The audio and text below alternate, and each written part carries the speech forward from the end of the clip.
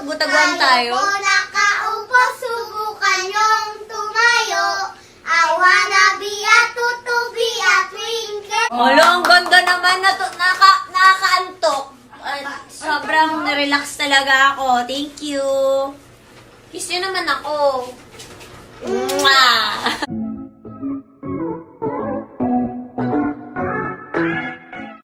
Kim Chu nakakita na nga ng true happiness sa buhay matapos ang breakup nila ng kanyang mahal na si Zian Lim. Hinayaan na lang niya ito at nagpakasaya na lang din si Kim Chu even though nasasaktan ito. But finally, slowly getting better. Panoorin at kung hindi pa nakasubscribe, don't forget to click subscribe and hit the notification bell to keep you updated.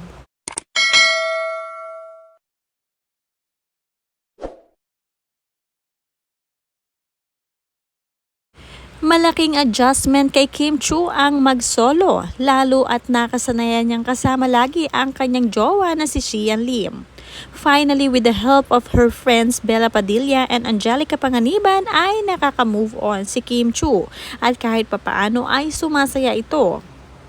Malapit nga din sa mga bata itong si Kim Chu kaya naman pag nasa trabaho siya o nasa set ay pag nakakita siya ng bata pinapapasok niya agad sa kanyang room. At ine-entertain ang mga ito. Nakatago na kayo. Magtagwan tayo. Nakaupo, subukan yung tumayo. I wanna be a tutubi, a twinkle star. How they carabao de batuten. Meow, meow, meow, meow, meow. Ow, ow, ow, ow, ow. Olo, ang ganda naman na nakakaantok. Sobrang relax talaga ako. Thank you. Kiss nyo naman ako. Mwah! Inuuna ngayon ni Kim Chu ang pagta-travel dahil dito siya masaya at nakakakuha ng peace kasama si Bella Padilla.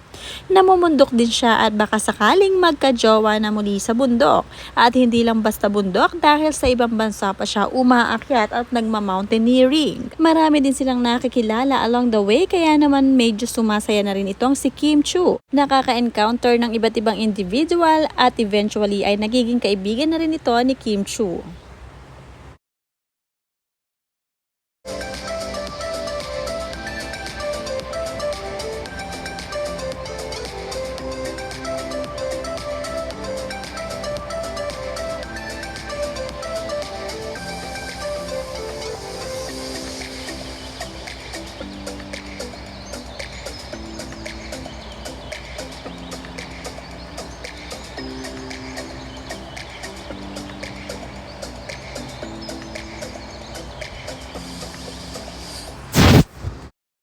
Medyo struggle talaga ang pag-akyat sa bundok at talaga ng very challenging ito.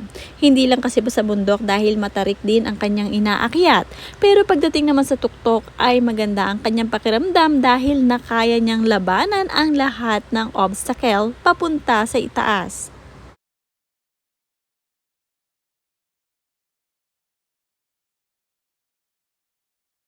Madalas nga ding mag-driving si Kim Chu at hindi na rin kumuha ng sariling driver.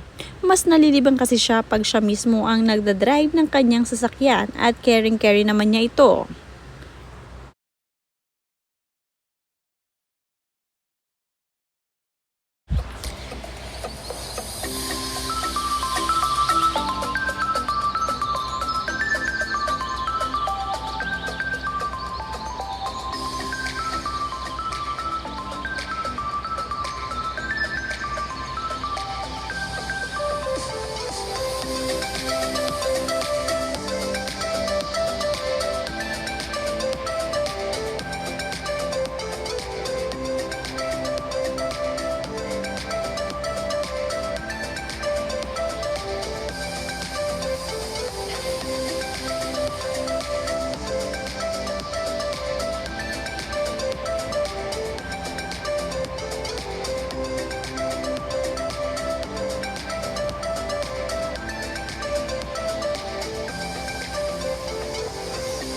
Ginugugol ni Kim Chu ang mga oras niya sa pagta-travel.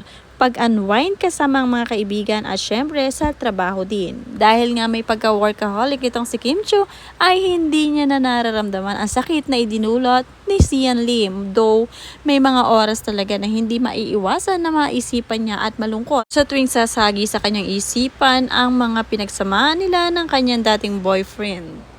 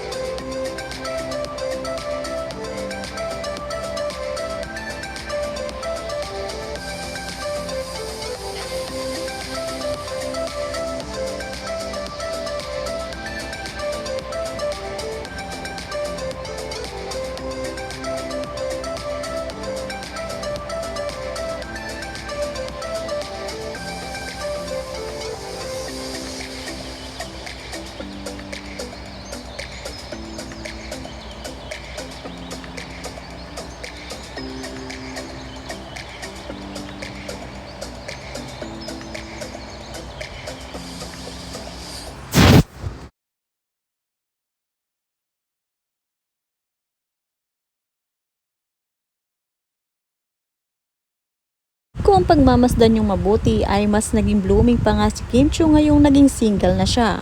Kaysa noong time na sila pa ni Sian Lim dahil talaga namang nakafocus lamang siya kay Sian at hindi nakakita ang ganda ng paligid.